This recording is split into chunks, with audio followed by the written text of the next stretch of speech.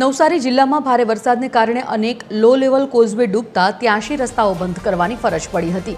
હવે પાણી ઓસરતા માર્ગ અને મકાન વિભાગ દ્વારા યુદ્ધના ધોરણે સમારકામ શરૂ કરવામાં આવ્યું। ટીમો દ્વારા રસ્તા પરનો કચરો દૂર કરાયો, સાથે ધોવાઈ ગયેલા અપ્રોચ રોડનું મેટલિંગ કરવું અને વોટરવેની સફાઈ કરીને વાહન વ્યવહાર ઝડપથી પૂર્વવત કરવા પ્રયાસ ચાલુ છે।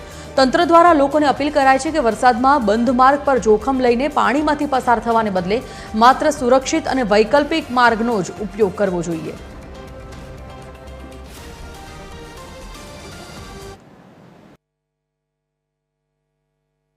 એ વરસાદના કારણે ડીપ કોઝવે ઓવરટોપિંગ, રસ્તા પરથી ઓવરટોપિંગ થયા હતા। ત્યારબાદ પાણી ઉતર્યા એટલે ડીપ કોઝવેમાં જે લાકડા અને ઝાડી ઝાખરા ઘસડાયા હતા એને કારણે એની સફાઈ કરવામાં આવી હતી।